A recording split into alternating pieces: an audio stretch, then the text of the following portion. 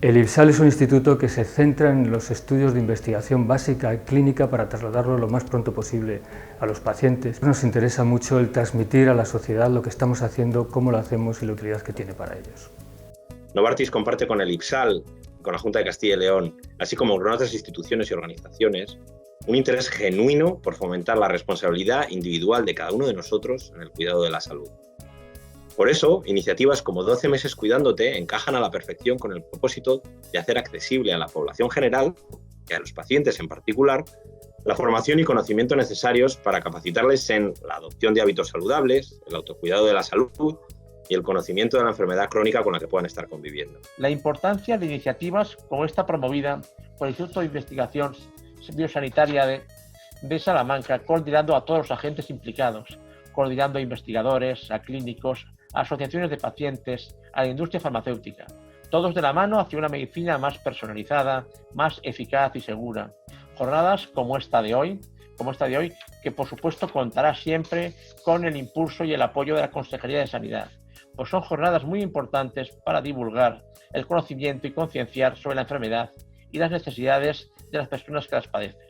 Por eso concluyo, quiero agradecer, como no, felicitando al IPSAL por la iniciativa y a Novartis, como siempre, por promover y apoyar programas como el de 12 meses cuidándote, que, como decía hace un momento, contarán siempre con el apoyo y el estímulo de la Consejería de Sanidad de la Junta de Castilla y León. Muchas gracias.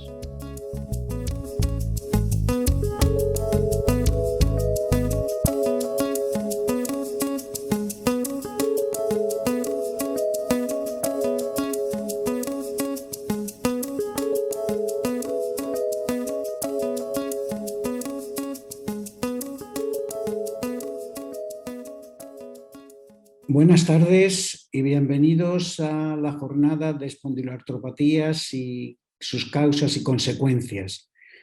Vamos a empezar la mesa número 1 de innovación y espondiloartropatías, en las que me corresponde el honor de presentar a 3 ponentes que son personas de gran relevancia en el campo de las espondiloartritis y que nos van a presentar algunos aspectos que sin duda van a ser muy interesantes. En primer lugar tenemos al doctor Carlos Montilla del Hospital Universitario de Salamanca, que es un miembro muy relacionado, por supuesto, con mi servicio y al que tengo el honor de presentar, porque es una persona que tiene una gran experiencia en el estudio e investigación de las espondiloartropatías. Y nos va a comentar aspectos relacionados con los avances e investigaciones actuales de las espondiloartritis. Seguramente nos ofrecerá una página y una visión de futuro de lo que espera en estas enfermedades, en las que indudablemente se ha avanzado mucho en los últimos decenios, pero en los que el futuro nos oferta un panorama pues enriquecedor y para poder completar los problemas que aún vamos teniendo en la solución de estas enfermedades. En segundo lugar, pues hablará el doctor Andrés Lorenzo del Complejo Asistencial de Burgos, que es un ponente joven, que una de las promesas en Castilla y León en relación con el estudio de las artritis psoriásicas. También está muy relacionado con Salamanca, además de ser alumno de Salamanca, es también alumno del doctorado en nuestra universidad y en nuestro departamento, y al que tengo también el honor de presentarles porque se está convirtiendo en una persona referente del estudio de las artritis psoriásicas y, como puede verse por su currículum, tiene ya un recorrido nada desdeñable y un futuro prometedor. Y en tercer lugar, pues tenemos a la doctora Alicia Silva, que trabaja en el Complejo Asistencial de Soria, en el Servicio de Reumatología, y que allí se encarga de la reumatología pediátrica y de la artritis precoz. Es una reumatóloga joven también que ha rejuvenecido la reumatología de Castilla y León, y en la que, pues, dado sus conocimientos y su experiencia, nos va a permitir conocer los aspectos relacionados con la reumatología en esa población más joven de niños, en las que el enfoque, pues, probablemente es diferente del que hacemos en los adultos, y que con su experiencia nos va a enriquecer lo que ella conoce sobre el tema de los problemas en los niños que tienen esta patología inflamatoria reumática. Así que, sin más, pues les doy paso para que puedan realizar sus ponencias. En primer lugar, el doctor Montilla; en segundo lugar, el doctor Andrés Lorenzo; y por último, la doctora Alicia Silva.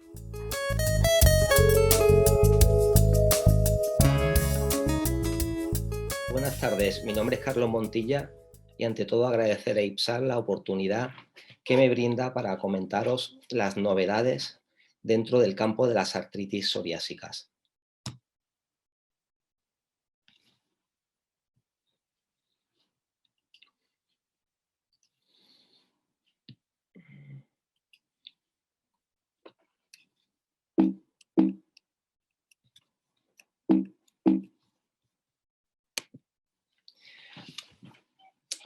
Separaré mi charla en tres apartados. Primero, en las opciones terapéuticas. Segundo, los métodos de medida de la actividad clínica. Y tercero, en la de definir el papel de las comorbilidades, que entiendo que son las principales novedades en el abordaje de esta patología. Hablando en un principio de las novedades terapéuticas, tuve la suerte que durante 3 años consecutivos o durante 3 espacios de tiempo consecutivos, la Sociedad Española de Reumatología, en su simposio de espondiloartritis, me dio la tarea de hablar sobre las novedades o sobre las nuevas dianas terapéuticas. Estamos hablando de 2011, donde pues básicamente el tratamiento era en relación con el tratamiento con inhibidores del TNF-alfa. En ese congreso, es decir, en el 2011, ya se atisbaba que había por lo menos 15 dianas terapéuticas en cuya inhibición pues podían podían resultar novedades terapéuticas para el tratamiento de esta enfermedad. En el 2015, es decir, 4 años después, ya podíamos utilizar para tratar a nuestros pacientes ya no solo los inhibidores de TNF-alfa, sino que podíamos utilizar 3 moléculas más. Y en ese año, es decir, tirando para atrás, ya se estaban investigando otras 22 moléculas que podían ser útiles en el tratamiento de esta enfermedad. 5 años después, repetí la misma ponencia, donde las novedades terapéuticas ya teníamos, por lo menos, podíamos utilizar 9 tratamientos para nuestros pacientes con artritis psoriásica, y se estaban investigando 28 nuevas moléculas. Por tanto, he vivido de manera directa lo que es estas novedades, es decir, lo que es la explosión en el tratamiento de la artritis psoriásica, que en apenas 10 años pues ha pasado de tener anti-TNFs a tener otras vías terapéuticas para el tratamiento de estos pacientes. Por tanto, a día de hoy, dentro de los avances, dentro de lo que es la cascada de inflamación, podemos inhibir varias moléculas que resultan efectivas en el tratamiento de nuestros pacientes. Ahora, pues, en relación, como he comentado, de hace 10 años, pues ahora tenemos nuevos métodos, es decir, tenemos muchas dianas terapéuticas, tenemos muchas novedades terapéuticas. Sin embargo, es decir, pues bueno, hay que definir un poco lo que es esta enfermedad.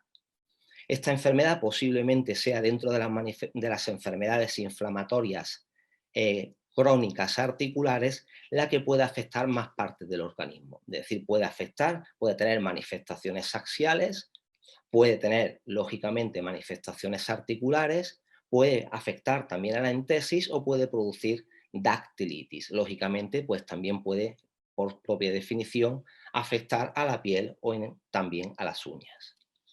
Por tanto, debemos redefinir el concepto de actividad clínica, de tal manera que si el paciente, a pesar del tratamiento, sigue teniendo una actividad clínica, pues cambiar de diana terapéutica.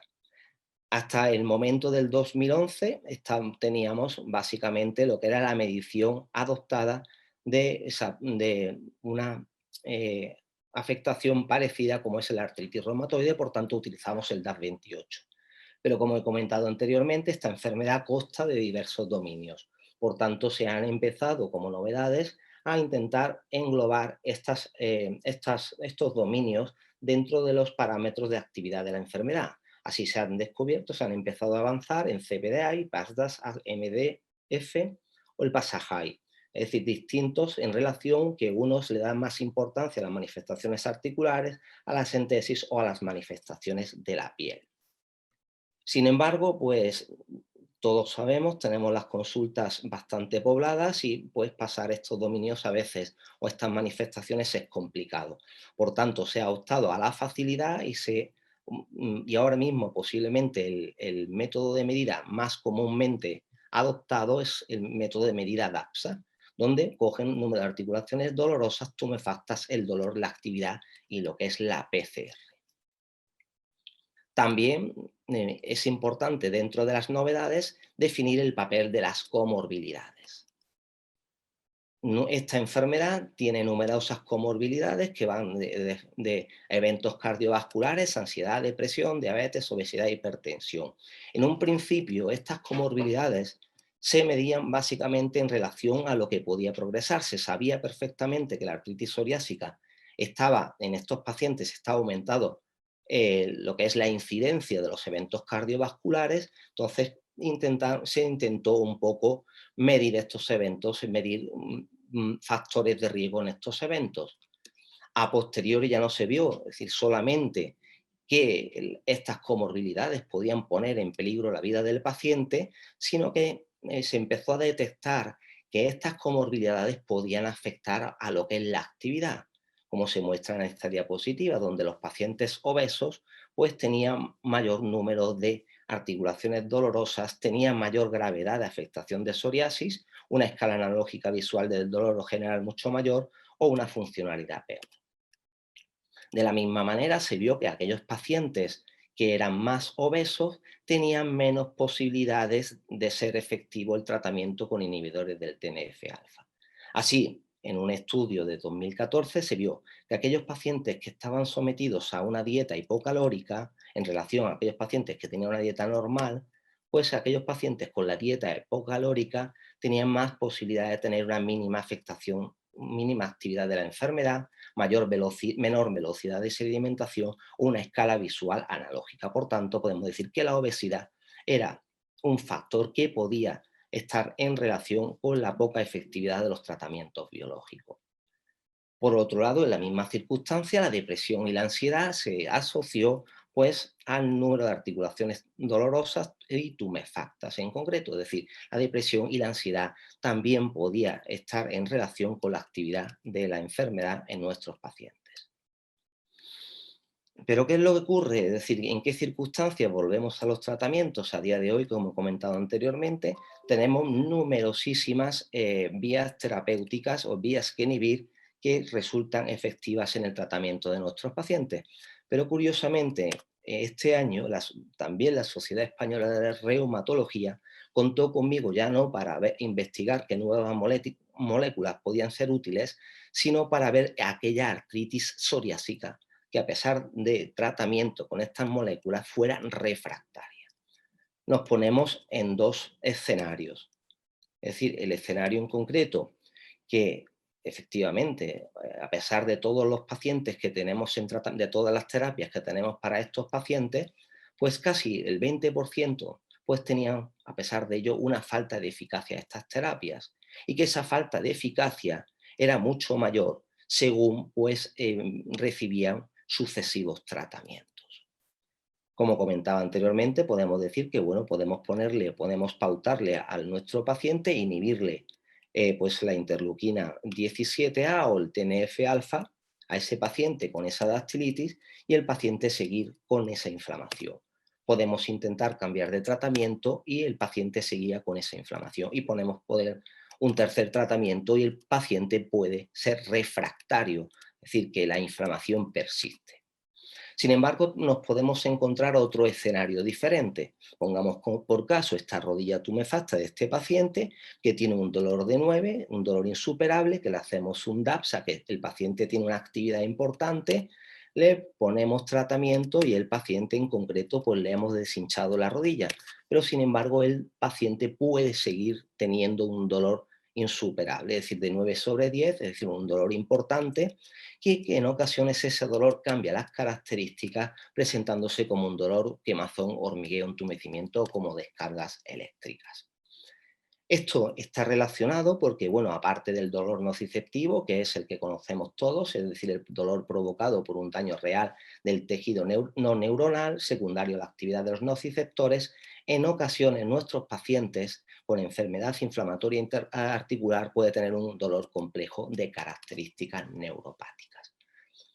Este dolor complejo se ha visto que en los pacientes con artritis psoriásica es muy superior a los pacientes con artritis reumatoide o con los que padecen una espondiloartritis axial. ¿Cómo se justificaría este dolor de tipo neuropático? Pues la excitabilidad, lo que es la inflamación, podía producir un aumento de la excitabilidad en las vías del dolor, un aumento de la eficacia sináptica de las vías centrales y posiblemente un mecanismo de hipersensibilidad central. Por tanto, tenemos que tener en cuenta, es decir, aquellos pacientes que tienen este dolor de tipo neuropático, que trasladado a lo que es nuestra medida de actividad física, la más comúnmente utilizada, que es el DAPSA, que como veréis, pues es muy subjetiva. Es decir, de tal manera que obviamente el número de articulaciones tumefactas es palpable, pero tanto el dolor como la actividad es un concepto subjetivo del paciente. Por tanto, este dolor de tipo neuropático podía artefactar un poco o interactuar en nuestra medida DAPSA, es decir, en nuestra medida de actividad clínica.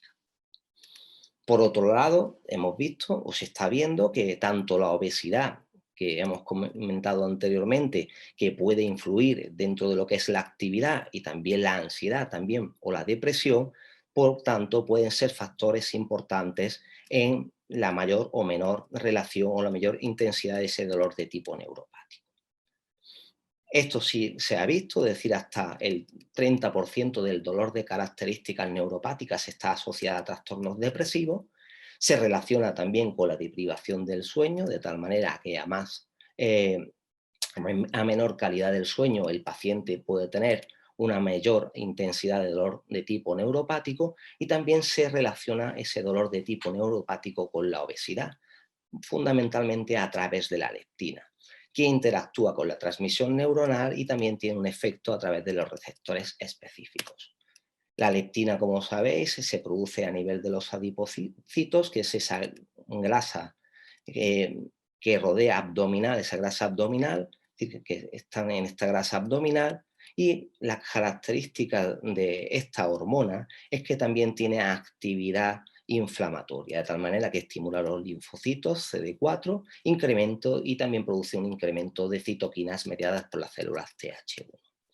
Con estos antecedentes realizamos un estudio en el hospital, junto con el Hospital San Francesc de Gandía, donde excluimos los pacientes con fibromialgia, ansiedad o depresión o dislipemia en tratamiento. Eran 246 pacientes, en los cuales nuestra intención era un estudio transversal, era ver cómo ese dolor de tipo neuropático influye en el DAPSA, en la medida de actividad de la enfermedad, en el SIDE, que es en el impacto que el paciente siente de la enfermedad, o en el HAQ, que es la funcionalidad. Relacionamos este dolor de tipo neuropático con la presencia de insomnio, con la presencia de la leptina o con la depresión y la actividad. También lo relacionamos con la fatiga para dotarle de ese carácter de hipersensibilidad central. Medimos el dolor de tipo neuropático con un cuestionario Pain-DT, que es un cuestionario sencillo, que al final nos da una valoración entre 0 y 38, como tal, de tal manera que no es por la importancia del dolor, sino que el paciente va sumando en la realización del cuestionario según las características del dolor. De 0 a 12 nociceptivo, a partir de 19 neuropático.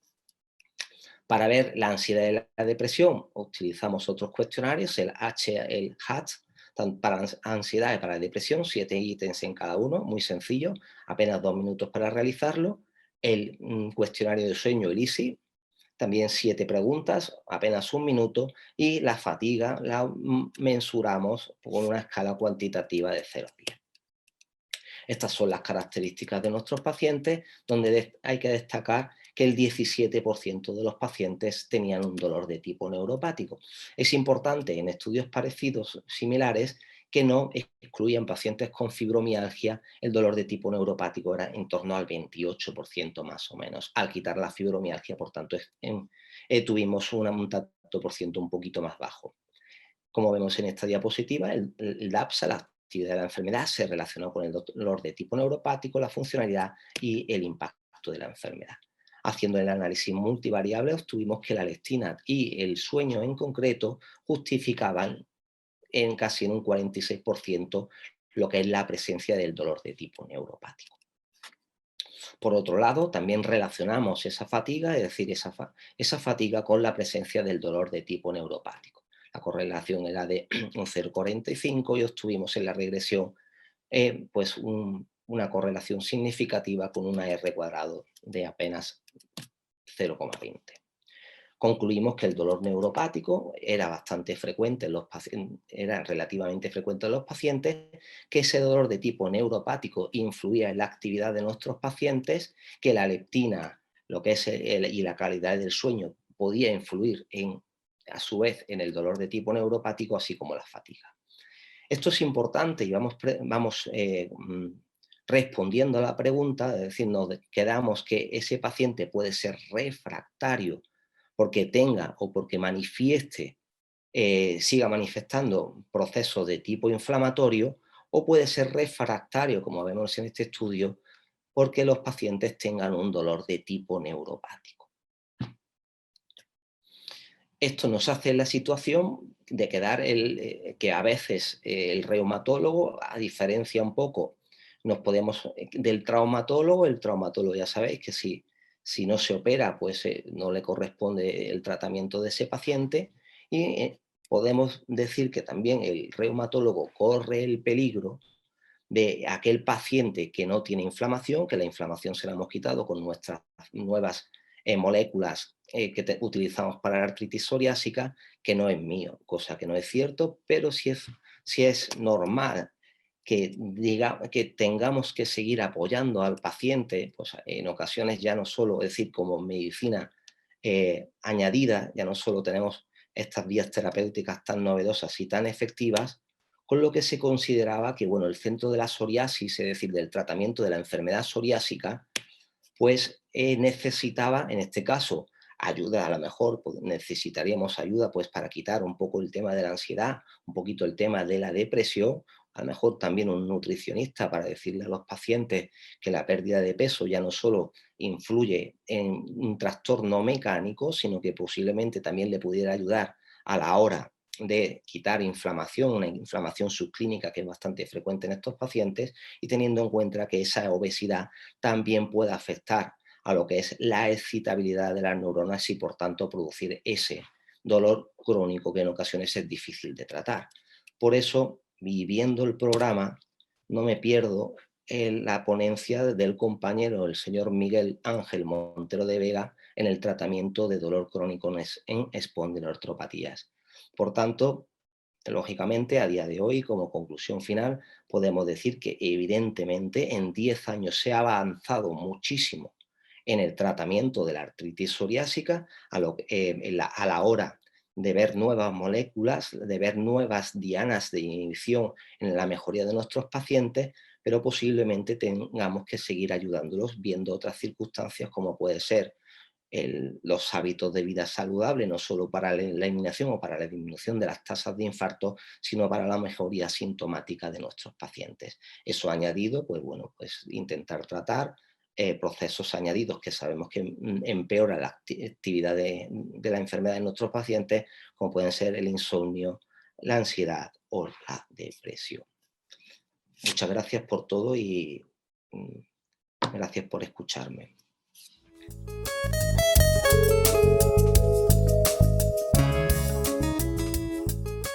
Hola, buenas tardes. Mi nombre es Andrés Lorenzo, soy reumatólogo en el Hospital Universitario de Burgos y en este vídeo pues, vamos a hablar un poco de los hábitos de vida que mejoran la calidad de vida de los pacientes con espondiloartropatías. Para eso vamos a apoyarnos en unas diapositivas que vamos a ir cargando ahora. Aquí están. Entonces, a lo largo de este vídeo, esta es la agenda que vamos a seguir. Vamos a comenzar por una breve introducción y posteriormente vamos a hablar principalmente de la actividad física y de la dieta, ya que son los pilares fundamentales de nuestros hábitos de vida. Y en último lugar, pues bueno, vamos a comentar algunos otros detalles. Sin más dilación, pues vamos a empezar por la introducción. El primer detalle que quiero que se tenga en cuenta es que las espondiloartropatías son un grupo de enfermedades autoinmunes cuyo denominador común es la inflamación. Esta inflamación puede darse en múltiples localizaciones, siendo las más habituales lo que denominamos el esqueleto axial o columna vertebral y articulaciones sacroiliacas y el esqueleto periférico, que sería pues, el resto de articulaciones. Esta inflamación pues, va a producir una serie de síntomas, pero más allá de los síntomas propios de la enfermedad, pues se va a acompañar de una serie de consecuencias, por llamarlo de alguna manera. Algunas de estas consecuencias pues, serían, por ejemplo, una mayor limitación funcional, un peor descanso nocturno o una mayor sensación de cansancio. Y pues, todas estas consecuencias se pueden acompañar también de otros problemas o comorbilidades, como puede ser, por ejemplo, la ansiedad, el estrés o la depresión. Lógicamente, todas estas consecuencias o toda esta problemática pues, va a ir ligada a la propia actividad de la enfermedad. Los reumatólogos empleamos en este tipo de enfermedades un concepto que llamamos progresión radiográfica para hablar de la actividad de la enfermedad. La progresión radiográfica, con lo que nos referimos a esto es el daño que se produce en las articulaciones como consecuencia de la propia enfermedad. Lógicamente, para evitar la progresión radiográfica es preciso pues, emplear un tratamiento. Por un lado, existe un tratamiento farmacológico, que no es el objetivo de esta charla, y luego existe un tratamiento no farmacológico que se basa mucho en los hábitos de vida y es en lo que más nos vamos a centrar. En primer lugar, vamos a hablar de la actividad física. La actividad física es un aspecto fundamental en las enfermedades reumáticas y particularmente las espondiloartropatías porque puede servir incluso como propio tratamiento. ¿Por qué? Pues porque actúa a distintos niveles. Por un lado, la actividad física es capaz de reducir la inflamación asociada a estas enfermedades y, por tanto, pues, bueno, reducir la sensación de dolor. Además, el ejercicio también mejora la capacidad funcional, en tanto que mejora la movilidad de las articulaciones, mejora también la fuerza muscular y también disminuye la deformidad articular a largo plazo. Y otro aspecto no menos importante es que también ayuda a controlar el peso corporal. ¿Qué importancia tiene el peso corporal? Pues, por un lado, la obesidad traduce un estado de inflamación crónico de bajo grado que tiene una importancia no desdeñable en este tipo de enfermedades. Además, un exceso de peso también se asocia a una eficacia reducida de los tratamientos que se emplean habitualmente para estas enfermedades. Y por último, pero no por ello menos importante, también el sobrepeso, mantenido a largo plazo, también va a favorecer una mayor deformidad articular. Ahora bien, cabe preguntarse si todos los ejercicios son adecuados o cuánto ejercicio es apropiado. Pues, en resumen, lo que podemos concluir es que más ejercicio no siempre es igual a mejor. Existen pues, bastantes trabajos, bastantes ensayos en los que se ha encontrado que aquellos sujetos sometidos a un esfuerzo físico excesivo, por ejemplo, pues, trabajadores de construcción o aquellos atletas de élite u otro tipo de individuos sometidos a mucho esfuerzo físico, con el tiempo pues, van a tener una progresión radiográfica y una mayor inflamación. Por tanto, pues, se han establecido una serie de recomendaciones a la hora de pautar la actividad física en este tipo de individuos. La primera recomendación sería que prácticamente todos los sujetos con estas enfermedades se benefician de realizar algo de actividad física. Y este beneficio sigue siendo recomendable incluso aunque el individuo esté recibiendo un tratamiento farmacológico. El segundo aspecto, la segunda recomendación que hay que tener en cuenta es que se debe individualizar la rutina de ejercicio según el grado de afectación del paciente. Lógicamente, pues aquellos que tienen una enfermedad más avanzada pues deben evitar ciertos tipos de ejercicios, sobre todo los que impliquen un mayor impacto. Y cuando hablamos de impacto, pues el ejemplo más típico, por ejemplo, puede ser correr o saltar. Luego, respecto a los tipos de ejercicios recomendados, pues hay que tener en cuenta dos detalles. En primer lugar, aquellos que se centren o se focalicen en la movilización de la columna vertebral, esos son recomendables prácticamente a la totalidad de los pacientes con espondiloartropatías. Luego, los ejercicios de estiramiento pues también siguen siendo recomendables, y después los ejercicios de fortalecimiento muscular y del esqueleto periférico, pues aunque también son recomendables, no son apropiados para todos los tipos de sujetos. En cuanto a la duración, pues bueno, aquí es más complicado establecer unas recomendaciones claras porque existen muchas variaciones de un individuo a otro. En general, en líneas generales, lo que se concluye es que los ejercicios de movilidad pues, deben realizarse sobre todo de manera constante, y el resto de actividades físicas, aquellas que sean pues, más intensas, que sean de fortalecimiento muscular, pues se recomienda realizar en torno a 2-4 horas semanales en términos globales. Y por último, para mejorar la adherencia, por un lado lo más importante, lo que se insiste siempre en todo tipo de publicación científica, es que se debe ser constante. Es preferible la constancia antes de realizar mucho ejercicio. Y luego también es recomendable pues, realizar ejercicios tutorizados o actividades en grupo en la medida que lo permita la situación actual por el coronavirus para mantener la adherencia.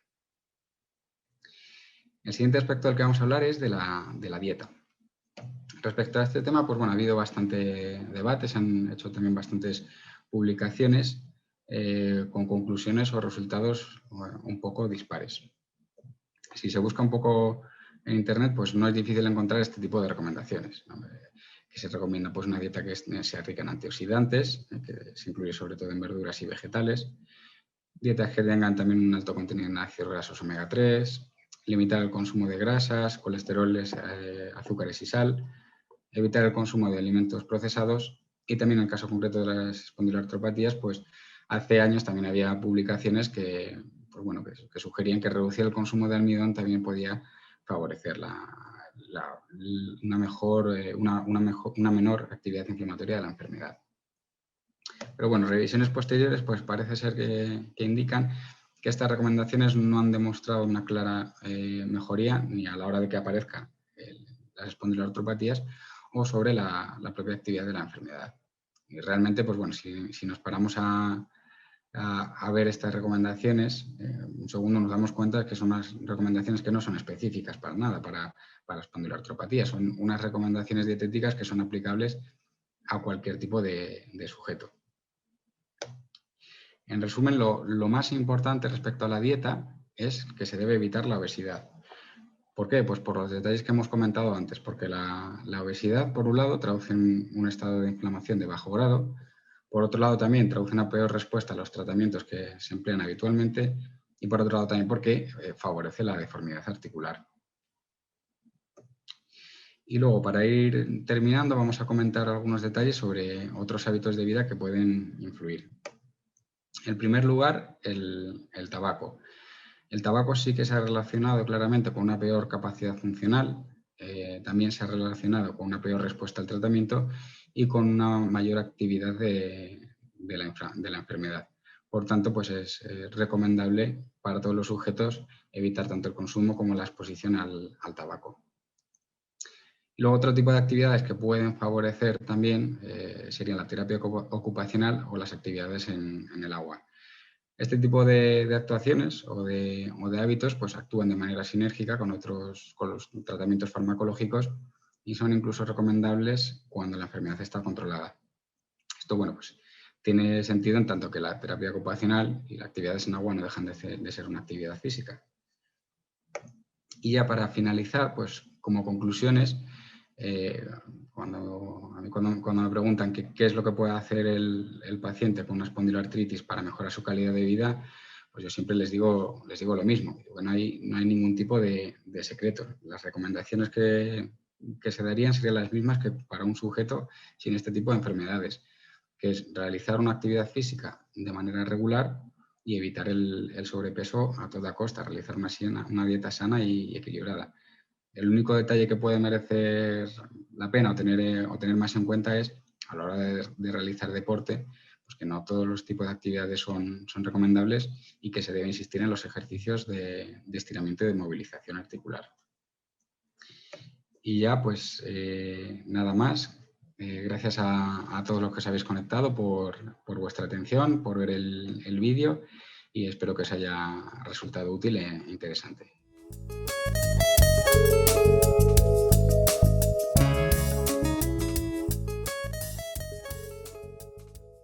Hola, buenas tardes a todos. Soy Alicia Silva, soy reumatóloga pediátrica en el Hospital de Soria y antes de nada quiero agradecer al IPSAL que haya pensado en mí para esta parte de espondiloartritis en niños del bloque de reumatología del programa 12 meses Cuidándote. Bueno, esta es la agenda que vamos a seguir, centrándonos sobre todo en la AIJ, artritis relacionada con entesitis y unas consideraciones generales. La artritis idiopática juvenil es un grupo muy heterogéneo de artritis crónicas, es decir, que duran más de 6 semanas, que debutan en niños de menos de 16 años y de etiología desconocida. Es importante descartar infecciones, neoplasias, etc. Aunque está pendiente de una actualización, la clasificación ILAR a nivel docente nos es muy útil para diferenciar los diferentes tipos de artritis idiopática juvenil que tenemos. Tenemos una forma sistémica, una forma oligoarticular, una poliarticular con factor reumatoide positivo, otra poliarticular con factor reumatoide negativo, la artritis relacionada con entesitis, la artritis psoriásica y la indiferenciada. La AIJ, artritis relacionada con entesitis, es la que se considera el debut de las espondiloartritis en niños y se caracteriza por la presencia de artritis y entesitis o una de las dos y dos de los siguientes conceptos, que sería el dolor de articulaciones sacroiliacas o lumbalgia inflamatoria, la presencia de HLA-B27 positivo, que esta artritis debute en un varón de más de 6 años, la presencia de uveitis anterior aguda o un familiar de primer grado con esta misma entidad, espondilitis anquilosante, sacroilitis en contexto de enfermedad de Crohn o colitis ulcerosa, síndrome de Reiter o uveitis anterior aguda. En todos los tipos de AIJ también existen unos criterios de exclusión que aplican, pero no vamos a entrar. La prevalencia de los tipos de AIJ son muy diferentes en función del área geográfica. En nuestro medio, la AIJ artritis relacionada con entesitis no es de las más frecuentes, suponiendo un 5-10% del total. Se caracteriza porque suelen ser niños ya en edad escolar, cuando debutan, con 6 años, y suelen ser varones. La artritis, lo más frecuente es que sea una artritis oligoarticular y asimétrica de miembros inferiores, y es muy característico el debut con artritis de cadera, al contrario del resto de las AIJs. También es típica o característica de esta entidad la tarsitis, al contrario que en las espondiloartritis de los adultos, que no es para nada frecuente. La entesitis es una afectación temprana, que es la inflamación en la zona de inserción de los tendones o ligamentos, y lo más frecuente es en las inserciones de la fascia plantar, del tendón de Aquiles y el cuadricipital y rotuliano. Sin embargo, la afectación axial es más tardía, cuando ya el niño es un poco mayor, la adolescencia, la juventud, incluso puede aparecer ya en la edad adulta. A veces se ve, es relativamente frecuente, la uveitis anterior aguda, que es sintomática, produce un ojo rojo muy doloroso, con mucha fotofobia, y suele ser unilateral y recurrente. Puede recurrir en el mismo ojo o en el contralateral. Esto es al contrario de las uveitis de la forma oligoarticular, que suelen ser crónicas y asintomáticas. El HLA-B27 es positivo en el 50-90% de los casos y existen unos factores de mal pronóstico compartidos con las otras AIJ, que son la afectación temprana de cadera y muñeca, que como hemos visto en esta entidad es relativamente frecuente, la extensión y la severidad de la artritis al debut, que sea simétrica, que tenga una actividad persistente y que haya cambios tempranos en la radiografía. Solo por notificarlo, el otro factor de mal pronóstico que no aplicaría a esta entidad porque sería un factor de exclusión, pero sí a las otras AIJ, es que el factor reumatoide fuese positivo. Esta parte a mí me interesa mucho, las consideraciones generales, porque creo que abarca un público más alto, a más profesionales de la salud. Puede ayudarnos más en ese sentido. Sigue habiendo dificultades, o no sabría cómo decirlo, en diferenciar artralgia y artritis. Con artralgia no podemos diagnosticar a estos niños, porque artralgia solo es dolor en la articulación. La artritis es la inflamación articular y se caracteriza por los signos cardinales de la inflamación: calor, rubor, impotencia funcional, aumento de volumen, etc. Es muy importante saber, una de las cosas fundamentales, que esta artritis en los niños produce más inflamación, más aumento de volumen que dolor. No suele ser muy dolorosa, de hecho el niño puede no quejarse de dolor y suele venir el padre refiriendo que su niño cojea. Por eso es muy importante la exploración sistemática en los niños, que esta debe incluir todas las articulaciones periféricas y nunca olvidarnos de la temporomandibular y la región cervical, que pueden ser zonas de debut en las AIJs, y también la región lumbar, que aunque en general hemos visto que puede ser más tardía, no debemos dejar de explorarla igual que las sacroiliacas. Y el segundo concepto importante, a mi parecer, es que los reactantes de fase aguda pueden y con frecuencia son normales, no se elevan, sobre todo en las formas oligoarticulares.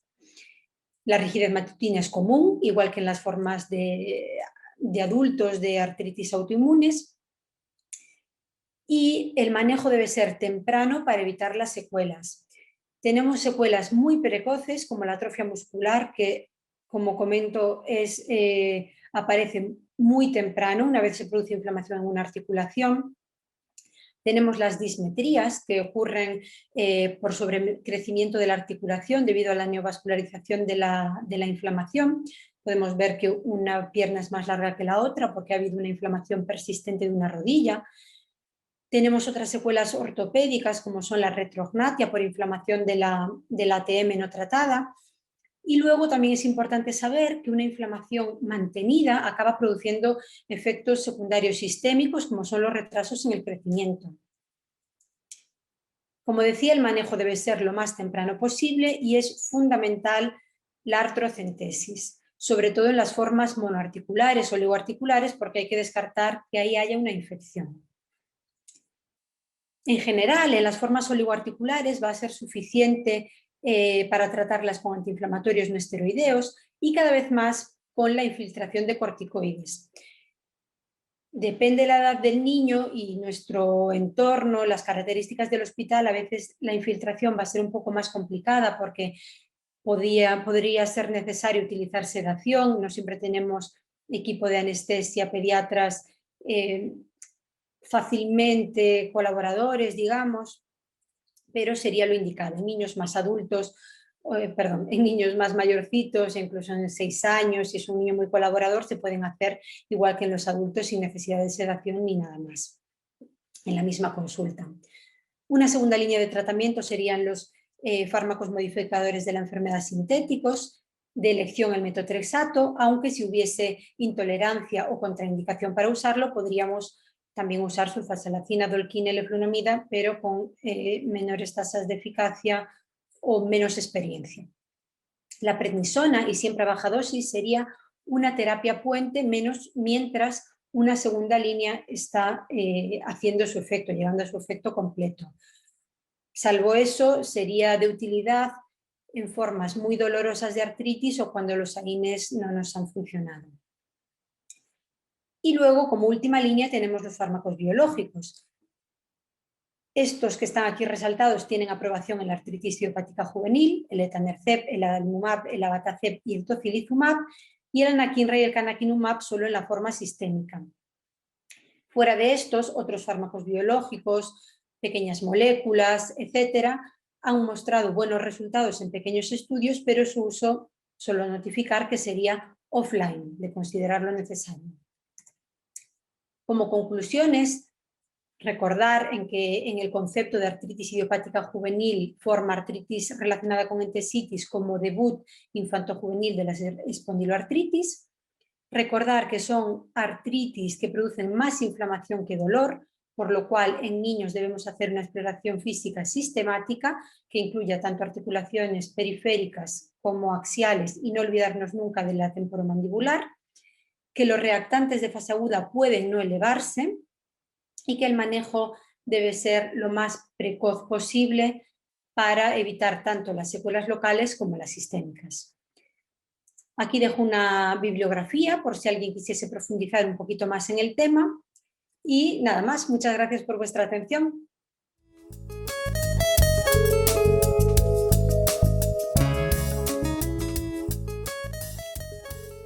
Hola, buenas tardes. Soy Amelia Muñoz.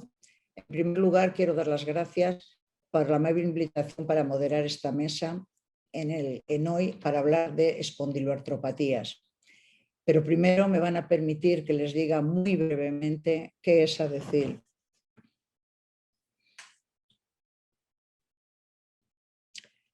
Lo primero les explicaré qué motivó el hacer todo esto. La motivación fue comenzar este camino, surgió por mi adolescencia, tras varias cirugías de escoliosis. Sentí que existía un gran desconocimiento de esta patología y tanto mi familia como yo echamos en falta un lugar de referencia al que acudir, donde nos informaran sobre qué es la escoliosis y qué opciones de tratamiento existían. Esta desinformación fue la que me impulsó para hace 19 años, ya adulta, a buscar otras personas afectadas para formar una asociación que cubriese los vacíos que había encontrado y por poder arropar y apoyar a los adolescentes y a sus familias. En 2003 nació ADCIL, siendo actualmente la única asociación en España que presta servicio a personas afectadas de escoliosis y patologías afines.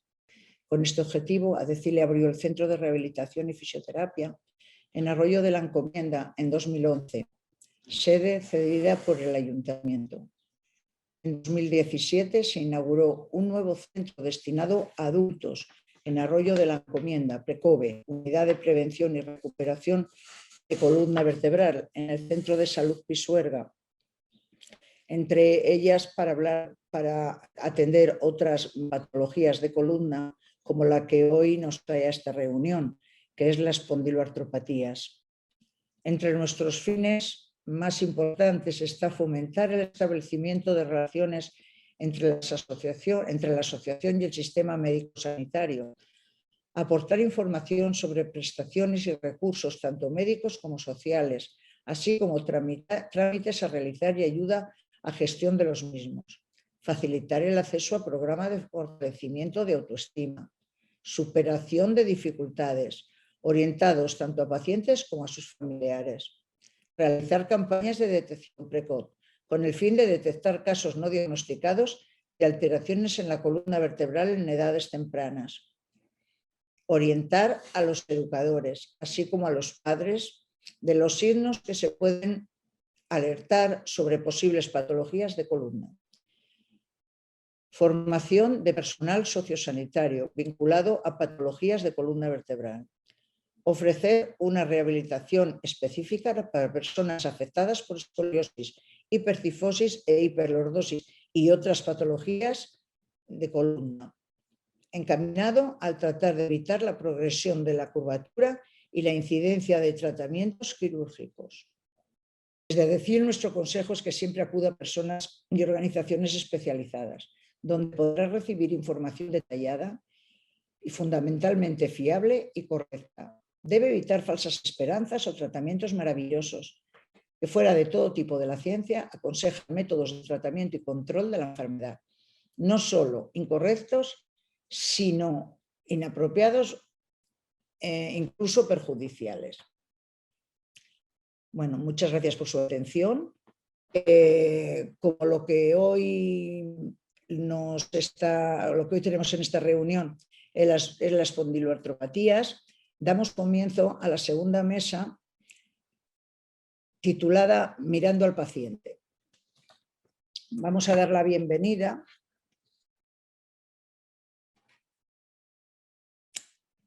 para que hable de dolor crónico en espondiloartropatías a don Miguel Ángel Montero de Vega, fisioterapeuta y osteópata en Precove, Unidad de Prevención y Recuperación de Columna Vertebral, ADECIL. También daremos la bienvenida a don José Jesús Silva, fisioterapeuta de Precove, Unidad de Prevención y Recuperación de la Columna Vertebral. Y en tercer lugar, la repercusión social de las espondiloartropatías, por don Pedro Palazuelo, presidente CEADE, coordinadora española de asociaciones de espondiloartrosis.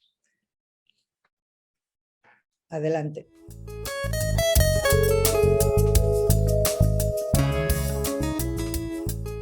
Buenos días, mi nombre es Miguel Ángel Montero de Vega, soy fisioterapeuta especializado en fisioterapia deportiva, en osteopatía y terapia manual.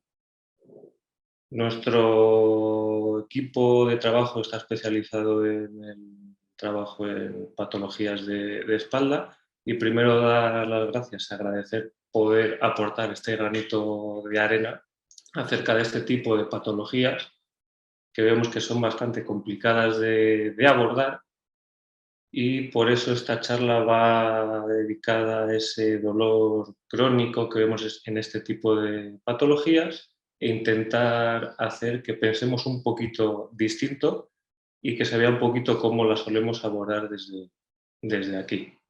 Vale, pues vamos a empezar. Muy bien. Primero, la situación actual, el marco de este tipo de patologías que nos encontramos que está desenmarcado. O sea, es un tipo de pacientes que van de un sitio a otro, empiezan en el médico de cabecera, rehabilitación, no les hacen efecto, están mal diagnosticados, incluso están mal incluidos dentro de los protocolos de atención primaria a nivel de fisioterapia. Sabemos una lista gigante de criterios de inclusión de ese tipo de atención primaria. Vemos que están incluidos el dolor crónico, pero este tipo de patologías está en criterios de exclusión. O sea, que se necesita primero una valoración hospitalaria para poder diagnosticarlos bien. Estamos perdiendo mucho tiempo en el tratamiento de estas personas. Hay un montón de guías, hay un montón de información que intentar resumirlo bastante, en las que primero hay que decir que el médico de referencia debería ser el reumatólogo, como pone ahí a la derecha. Y es el que tiene que dirigir ese equipo multidisciplinar en el que la fisioterapia es una parte importante, pero lo más importante es que el médico de referencia tiene que ser el reumatólogo, para tener un mejor control y que ese diagnóstico sea preciso, y cuanto antes se empiece a trabajar, mucho mejor. Cositas más sencillas a nivel de guías, esta de lectura fácil sobre dolor de músculos y huesos, en el que se habla de este tipo de patologías, que bueno, no es muy concreto, pero bueno, puede orientar bastante a la gente. Si hacemos una búsqueda más concienzuda en bases de datos, estudios más actualizados, vemos que nos viene a decir un poquito lo mismo desde hace unos años, con mejor evidencia. Es que el ejercicio en agua, vienen muy bien para este tipo de patologías.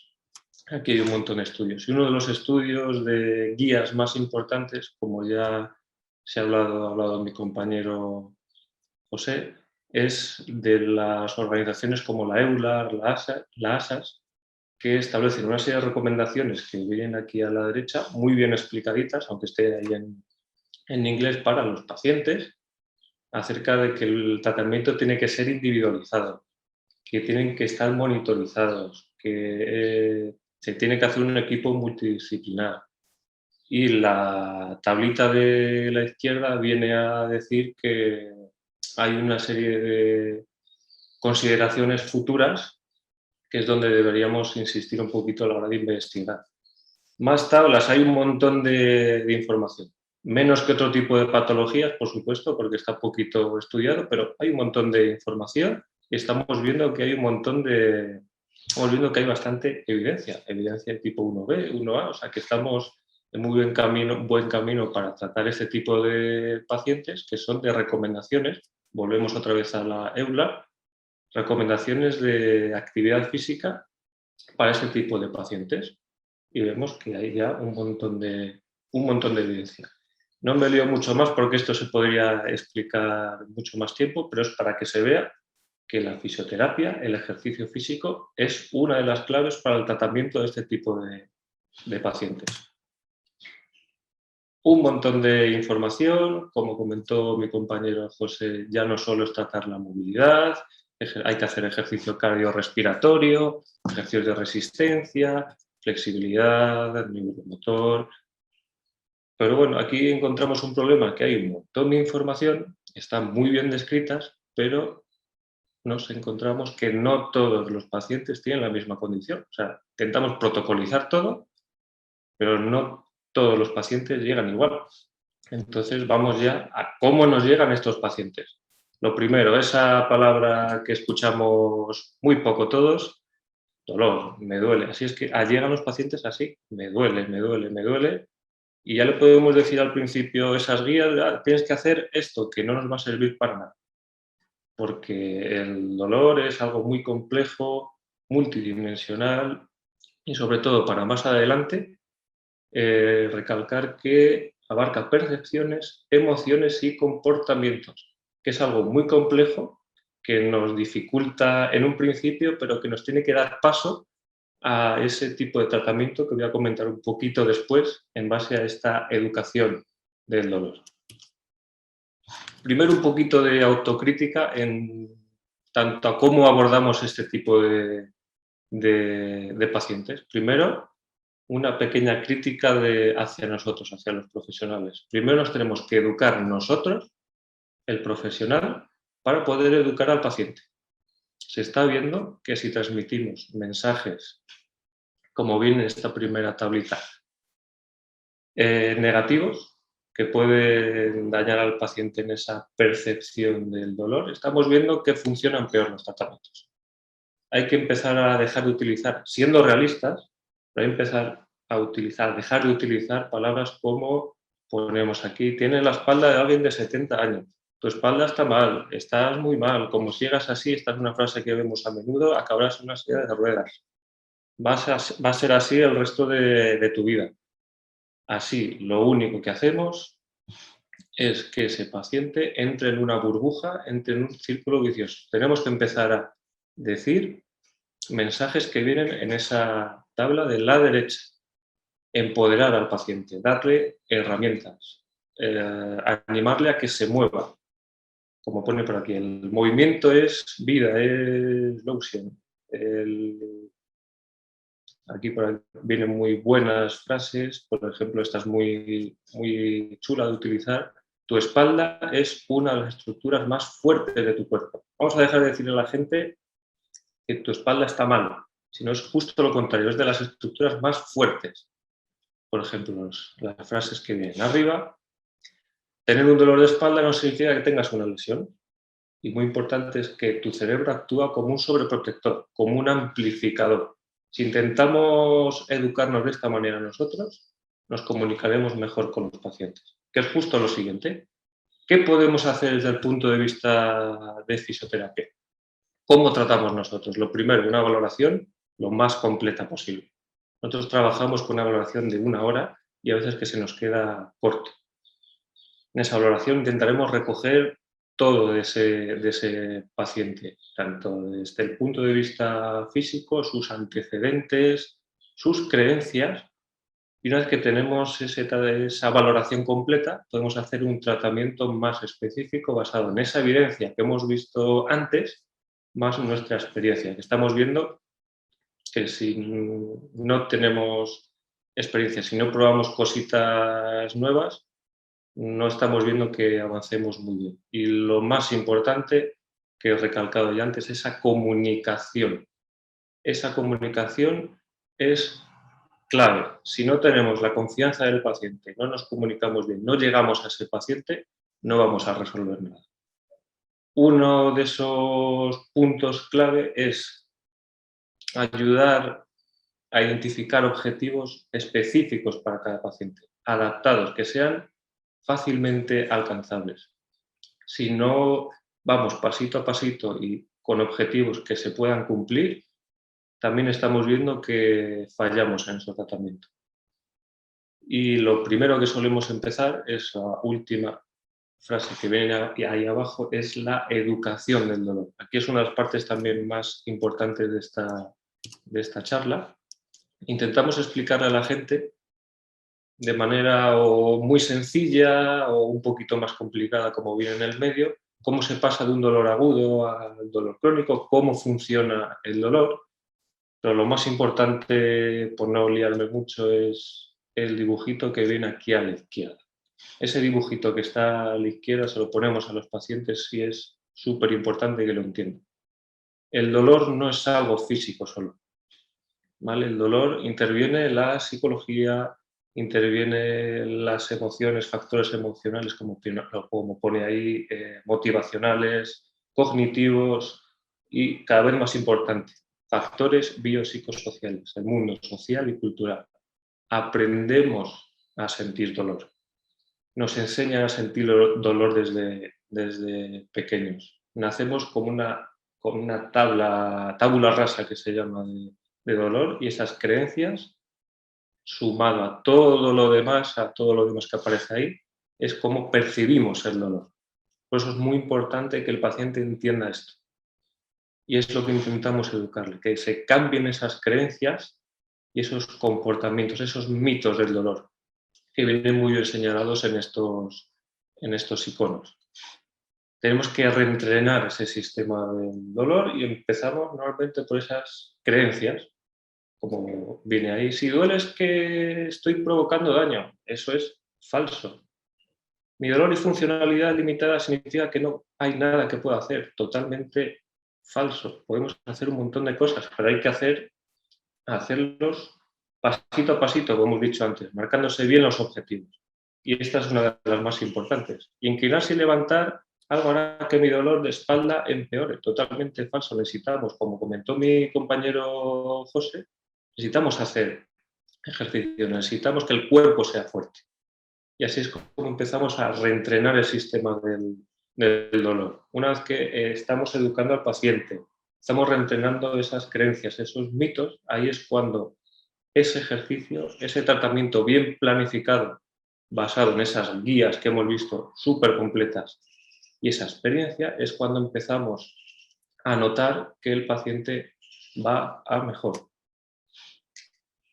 Como otro punto de autocrítica de qué cositas podemos mejorar, lo que hemos dicho antes, estamos viendo que a veces ponemos unos objetivos muy inalcanzables, que queremos curar al paciente, darle esa píldora mágica. Con este tipo de pacientes no es así. Tenemos que ir muy poquito a poco, siendo realistas, teniendo los objetivos alcanzables, porque al final ese tipo de pacientes vienen con un montón de problemas en su vida diaria, en su trabajo, y hacen que sean más complicados de tratar.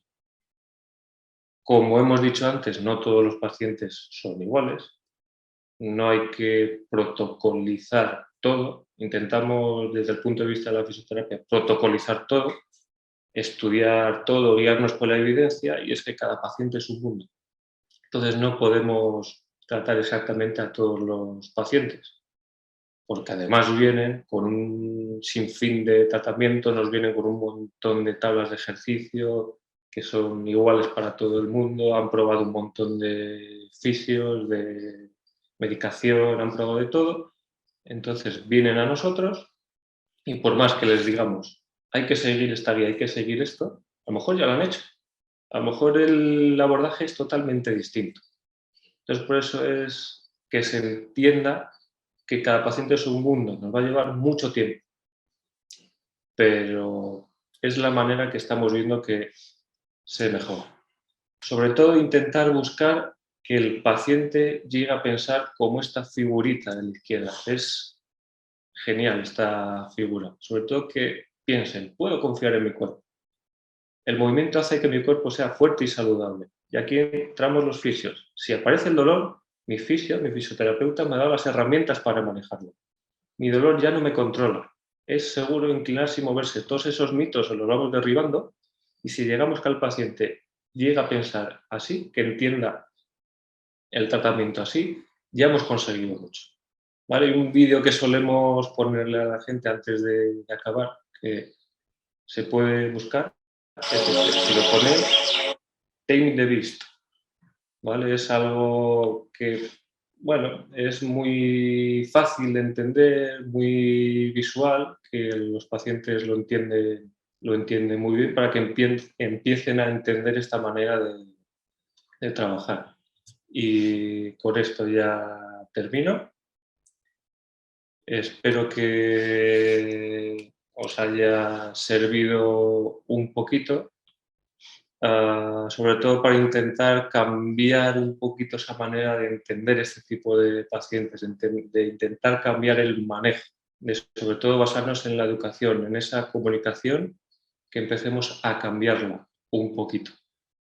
Y nada, agradecer la oportunidad de poder dar esta charla y, como hemos dicho antes, de aportar este granito de arena para mejorar la atención de estos pacientes. Ya, muchas gracias y hasta pronto.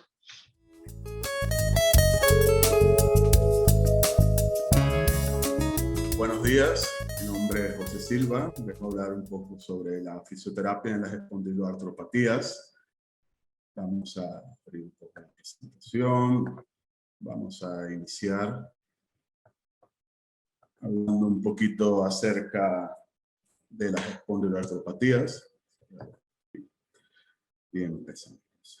Bueno, yo voy a hablar sobre todo si las guías de prácticas clínicas mejoran la adherencia o contribuyen a mejorar esa adherencia de ejercicio físico. Yo soy fisioterapeuta, tengo un máster en fisioterapia deportiva, también tengo especializaciones en el método FET y BSPTS, son ejercicios o técnicas específicas para escoliosis. Trabajo en ADESIL Precoven, Hotel Encomienda en Valladolid. Y bueno, mi presentación va a girar en torno a esto. Tenemos un índice que hice donde la actividad física, adherencia terapéutica, adherencia en las prácticas clínicas, las espondiloartropatías son un problema existencial. Existe ese problema. Fisioterapeutas y las espondiloartropatías, unas consideraciones finales y conclusiones. Empezando con la actividad física, bueno, sabemos que la actividad física en general, en personas sanas, los beneficios son abrumadores o son bastante reconocidos en todas las guías clínicas, mejoran el estado físico, reducen los factores de riesgo de enfermedades crónicas, previenen el aumento de peso. Pero en el caso, recordando que la actividad física a veces se cree solo que es el ejercicio, ¿no? La actividad física el ejercicio es una parte de esa actividad física, recordando que el ejercicio es una actividad planificada, estructurada, que va a ayudar a mantener o a mejorar esa actitud física del individuo, de la persona, a quien se le recomienda o quien lo practica. Ese es el fin como tal. Hablando un poco de la adherencia, según la OMS, la adherencia es el grado de comportamiento de una persona, tomar los medicamentos, seguir un régimen alimentario y ejecutar cambios del modo de vida. Y se corresponden con las recomendaciones acordadas de un prestador de asistencia sanitaria. Podríamos entender como adherencia como un pacto que se crea entre el sanitario y el paciente.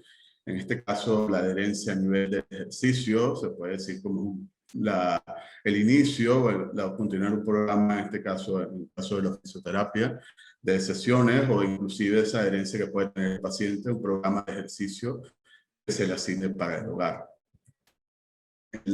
Bueno, sabiendo que yo trabajo en un centro, trabajamos Somos un centro especializado en columna vertebral y en escoliosis.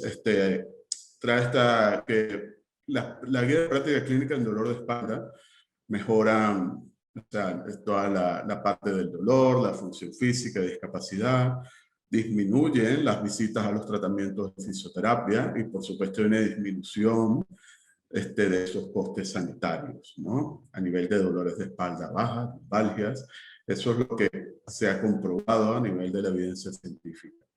Y en el caso de las espondiloartropatías, ¿qué encontramos? Me sorprende de que fue en el 2017 cuando el ejercicio como tal en pacientes con espondiloartropatías, ya sea osteoartritis, espondilitis, anquilosantes, espondiloartritis, se considera el ejercicio como la piedra angular, según la EULAR.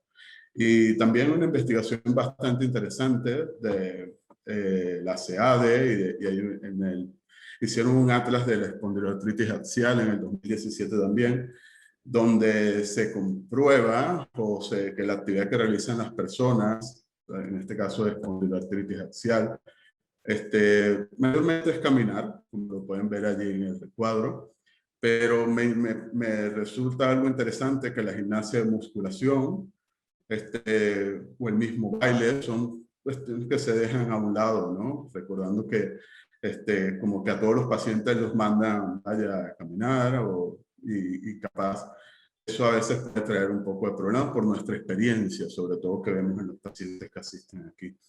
Y también es interesante de que la práctica de actividades, sobre todo hay un rango de edad, como lo ven allí en el recuadro azul, donde de 32 años a 65, hay un gran número de prácticas de actividades que son beneficiosas, por supuesto, porque según las guías el ejercicio es fundamental y como decimos en la piedra angular. Pero me pareció también interesante que en el grupo mayores de 65 disminuye bárbaramente. Entonces realmente las guías de práctica clínica están siendo efectivas con esa adherencia al ejercicio de las personas. Yo creo que no todo es así. Según vemos ya, traje esta serie de puntos donde vemos que la adherencia al ejercicio es problemático, porque solo si hay una adherencia a nivel muy poco, a nivel muy de poca data. Pero también el ejercicio no se convierte en un hábito, ya Fuchs lo decía en el 2096, porque el ejercicio tiene que tener una gran orientación, sobre todo cognitiva, de ese sanitario, de ese prestador de servicio, ya sea médico, fisioterapeuta, que le indica el ejercicio, o le recomienda hacer ejercicio, porque es importante de que eso se mantenga, sobre todo para obtener unos beneficios. Recordamos que esto no es algo que se obtiene de hoy para mañana. Entonces, sobre todo, y también hay que tomar en cuenta que este tipo de pacientes tiene algo muy importante que es el dolor, ¿vale? Un síntoma concurrente, que es el dolor, y eso los limita muchísimo. Y sobre todo, como ven, la actividad física no la relacionan con estos múltiples comportamientos. También encontramos con pacientes mayores, donde no solo es ese tipo de espondiloartropatías que son las que estén causando ese tipo de limitación o disminución de esa adherencia al ejercicio, sino que son muchísimo más. Otros tipos son múltiples patologías. Y me parece importante que ya en el 2011 Garber y colegas hablan sobre que no son tomados en cuenta factores como el peso, la edad y la actitud física. Sobre todo la actitud física, aunque hay una alta evidencia que estas guías de práctica clínica, la actitud física es tomada en cuenta, pero realmente es así. Yo pienso que no, y sobre todo es importante. Y sobre todo también lo podemos ver en la anterior, donde el ejercicio mayor es caminar, ¿no? Pero nos olvidamos de, no hay, las guías de práctica clínica no se centran en ejercicios o hay deficiencias a nivel de lo que es la fuerza, el equilibrio y los ejercicios cardiorrespiratorios, sabiendo que este tipo de pacientes sufren también o eso incluye, no solo es ir a caminar, sino también ganar un poco de fuerza, sobre todo mejorar esa capacidad de respuesta al esfuerzo físico. Hablando ahora de los fisioterapeutas, me encontré un trabajo bien reciente del 2021 en Italia, donde los hicieron como una encuesta, se podría decir, a los fisioterapeutas en toda Italia, donde cuál era la adherencia a nivel de la osteoartritis en las guías prácticas clínicas de osteoartritis de los fisioterapeutas. Bueno, los resultados fueron bastante interesantes porque parece que la implementación de esas guías prácticas clínicas entre los fisios a los pacientes es bastante subóptima como tal. Y esa osteoartritis aparece comúnmente infradiagnosticada y tratada. Y sobre todo se encontraron lagunas o importantes en este tipo de implementación, sobre todo en la reducción de peso, el ejercicio terapéutico, que está muy de moda ahora, pero parece que existen lagunas, y la educación del paciente, sabemos que es bastante importante. Y también, considerando un poco, sabemos que la espondiloartropatía es un proceso complejo. Hay que buscar un equilibrio entre la evidencia científica y las preferencias y creencias de los pacientes. Sobre todo las expectativas que tiene el paciente al iniciar un tratamiento, hay que tomarlas en cuenta, sobre todo en el momento de la valoración, es importante. Y también la aplicabilidad clínica de este tipo de guías de prácticas clínicas, el lenguaje es súper importante, esa comunicación constante entre el paciente y el médico o el fisioterapeuta. Y también tomamos en cuenta la falta de tiempo, tanto a veces del paciente, o comúnmente del paciente, como también del profesional. Que, bueno, sobre todo si vamos a la parte de sanidad pública, el manejo del paciente, un volumen de paciente bastante alto y es bastante corto el tiempo. Y la falta de también hace que sean unas barreras que no hay una buena implementación de ese tipo de prácticas clínicas. Para concluir, estas conclusiones o recomendaciones, más que todo también, que debe haber una coordinación entre los profesionales sanitarios por el gran volumen de diferentes especialistas que se manejan, desde fisios, médicos de atención primaria, psicólogos y reumatólogos, la necesidad urgente de investigación de buena calidad, sobre todo para probar esa adherencia a largo plazo. Recordamos que hemos hablado que la adherencia comúnmente es mejor, se ha visto que es a corto plazo, a largo plazo no es posible. Y sobre todo que cada paciente requiere un programa individualizado en base a su fisiología y sus características propias. Son muy generales las guías de prácticas clínicas, entonces hay que tomar ciertos factores que estuvimos hablando anteriormente antes de iniciar un programa de ejercicio como tal, una recomendación. Sobre todo es importante la motivación. Estos pacientes no es solo una patología, un ser humano, también eso implica, acuérdense que el dolor es multifactorial, multidimensional y pueden venir con muchas cosas. Y sobre todo hay que promover la autogestión. Yo siempre digo a mis pacientes que no dependan de mí para estar bien, ellos tienen que buscar primero estar bien consigo mismo para poder estar bien después y poder tener un mejor progreso y una mejor solución a esta lesión, poderlos ayudarlos mejor. Bueno, muchas gracias. Ha sido todo.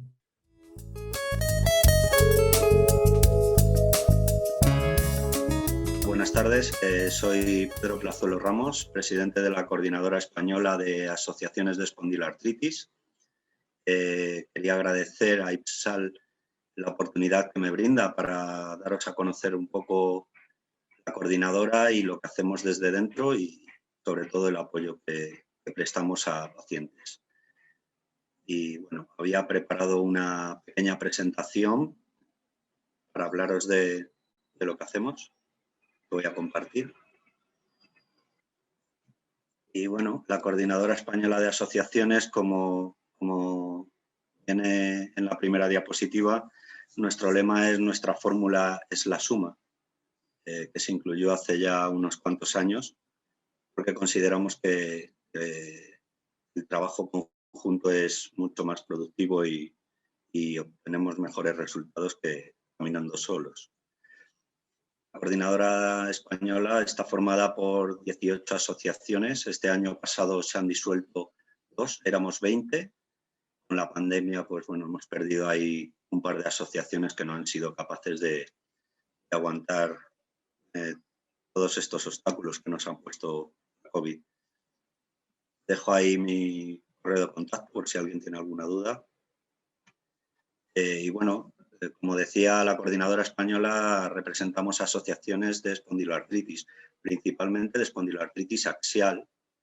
como indica esta diapositiva, pues engloba la espondilitis anquilosante y la espondiloartritis axial no radiográfica.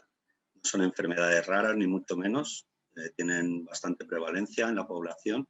Se estima que en torno a 500.000 personas padecen estas patologías en España. Llevamos trabajando desde el año 2003, que fue cuando se fundó la coordinadora, y bueno, pues está englobada por 18 asociaciones y directivos de estas, y además por un comité científico que nos apoya en todos los estudios y proyectos que hacemos de investigación, y son grandes reumatólogos de toda España, bueno, Eduardo Collantes, Juan Carlos Torre Alonso, Jordi Gratacós, Marco Garrido, María Victoria Navarro, todos los que aparecen aquí, pues bueno, son grandísimos profesionales que ayudan a que sigamos andando y avanzando. ¿Qué supone tener un diagnóstico de una enfermedad como esta? Bueno, pues supone primero que nos va a afectar en todo nuestro ámbito social, familiar, laboral, pero sobre todo tenemos una gran incertidumbre en los inicios porque no tienes mucha información y aparte castillo de naipes, lo que es tu vida, se te viene abajo. Todos los planes de futuro, todo lo que conocías hasta ahora y sabías que podías hacer, pues a partir de ese momento cambia, ¿no? La vida, pues nos encontramos muchas situaciones difíciles y al final tenemos que aprender a aceptarlas y vivir con ellas, ¿no? Y es un poco el arranque de esta enfermedad, el conseguir adaptarnos a ella y vivir con la enfermedad. Y es muy complicado, nadie está preparado para afrontar el futuro, ¿no?, que puede venir. ¿Y cómo nos sentimos los pacientes cuando tenemos el diagnóstico? Pues frustrados, tenemos mucho miedo, inseguridad, incomprensión. Tiene un grandísimo impacto emocional este tipo de enfermedades en los inicios. Vamos a precisar apoyo psicológico, tanto nosotros como nuestro entorno en la familia. Y, como no, hay cantidad de preguntas que no tenemos respuesta de ellas. Salimos de las consultas un poco perdidos y bueno, pues mucha gente no tiene respuestas a la cantidad de preguntas que te haces cuando eres diagnosticado. Nosotros venimos trabajando de hace 3 años para acá incorporar las asociaciones como parte de los tratamientos, ¿no? Que cuando los pacientes salgan de las consultas salgan redirigidos a una asociación de pacientes, porque el paciente es el mejor gestor de su enfermedad y bueno, pues además va a conocer a nuevas personas o a personas que llevan años con la enfermedad y que van a ser capaces de ayudarles y apoyarles en el nuevo viaje que tienen, ¿no? Además, disponemos de información veraz y basada en evidencia científica, ¿no? En gran parte, por no decir toda la información que disponemos, espondilopedia, espondilitis con futuro, está realizada por profesionales médicos, sociedades científicas. La información que damos es veraz y queremos que los pacientes accedan a ese tipo de información y no doctor Google, ¿no? Como ocurre en muchas ocasiones. Además, dispensamos una atención personalizada. Tenemos reuniones con los pacientes para valorar qué tipo de información precisa y dosificarla en función del estado que tiene en ese momento con la enfermedad. Para los pacientes no es bueno avasallar mucha información ni dar más información de la necesaria porque bueno, podemos perjudicarles. Valoramos su estado emocional y el apoyo necesario por parte de un psicólogo o psicóloga que pueda necesitar y asesoramos y acompañamos durante todo el proceso de la enfermedad tanto al paciente como a los familiares. Desde la coordinadora tenemos distintos canales para hacer llegar esa información a los pacientes, como puede ser la página web, un grupo de Facebook cerrado con unas normas muy estrictas, con más de 4.400 pacientes conectados, donde además colaboran médicos, psicólogos, fisioterapeutas con nosotros para dar respuesta a todas las dudas que puedan tener. También disponemos de Twitter y bueno, pues están impulsando desde el equipo de redes y tenemos bastantes seguidores. Y bueno, pues en vídeos de YouTube, tanto jornadas, talleres, todo tipo de actividades e información, pues que también está a disposición tanto de pacientes como de cualquier persona que quiera acceder. las asociaciones desde hace ya unos cuantos años tenemos claro que tenemos que profesionalizarnos y en ese camino estamos, ¿no? Disponemos de actividades y apoyo, información, apoyo jurídico, disponemos de grupos de autoayuda para ayudar a los pacientes con la enfermedad, actividades y terapias que necesitan durante todo el proceso, apoyo psicológico, y además realizamos estudios de investigación, recomendaciones e información o campañas de sensibilización. Todo este trabajo avalado por profesionales médicos, sociedades científicas y el comité asesor que tenemos científico en la coordinadora. Aquí un poco mostramos también pues, bueno, lo que hacemos durante todo el año, terapia grupal en piscina climatizada. Los pacientes disponen de asesoramiento jurídico especializado para dar respuesta bueno, pues a problemas laborales o de cualquier tipo, temas de incapacidades.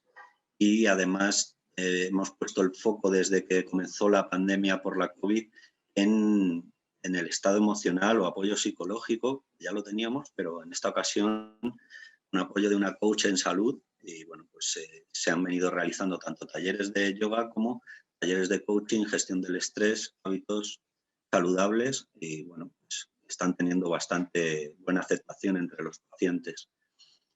Durante la pandemia, ¿qué hemos hecho desde la coordinadora? Bueno, pues hemos sido capaces de adaptarnos a esta nueva situación, igual que le ha pasado a los hospitales, sociedades científicas, a la población en general, ¿no? Hemos dado respuesta a más de 500 consultas en los primeros meses de la pandemia, que fue brutal el aluvión de dudas y preguntas que nos llegaban al correo. Además, en abril de 2020 lanzamos Reumavid, que es el primer estudio para medir el impacto que tenían los confinamientos y la pandemia en los pacientes con enfermedades reumáticas. Este estudio comenzó en abril, como digo, pero la segunda fase es post-pandemia o post-confinamientos, se ha cerrado hace unos meses y bueno, tenemos resultados ya pues, que van a ser bastante curiosos e importantes.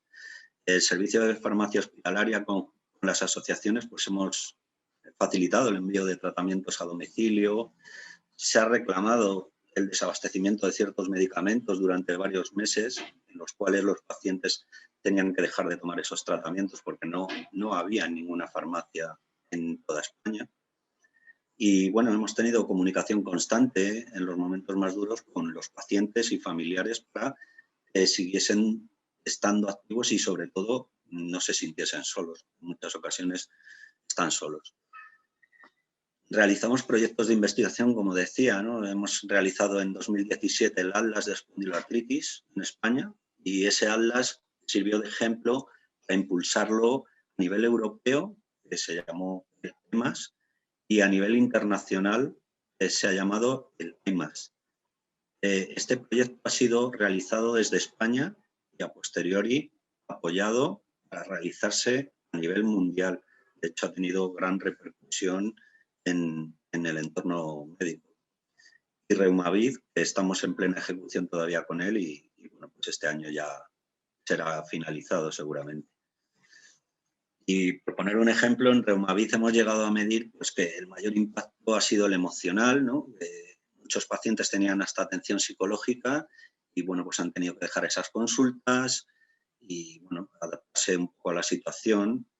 Ha sido un poco el mayor impacto que ha tenido la pandemia en los pacientes con enfermedades reumáticas, además de tener que dejar de realizar las actividades y terapias que venían realizando de forma presencial. La IMAS, además, este año ha obtenido el premio EFPIA, que se concede a nivel europeo, y bueno, ha sido galardonado con el primer premio como proyecto pues innovador, ¿no? Que ha beneficiado la vida de los pacientes en Europa y para nosotros ha sido un gran logro porque es un proyecto que está impulsado por asociaciones de pacientes, ¿no? De hecho, bueno, pues este año se han presentado 5 trabajos en EULAR, ha tenido repercusión, se ha presentado el año pasado y el anterior en el Congreso ACR, se han publicado en revistas de impacto médico y reumatológico, con lo cual para nosotros es súper importante impulsar este tipo de trabajos y de investigaciones.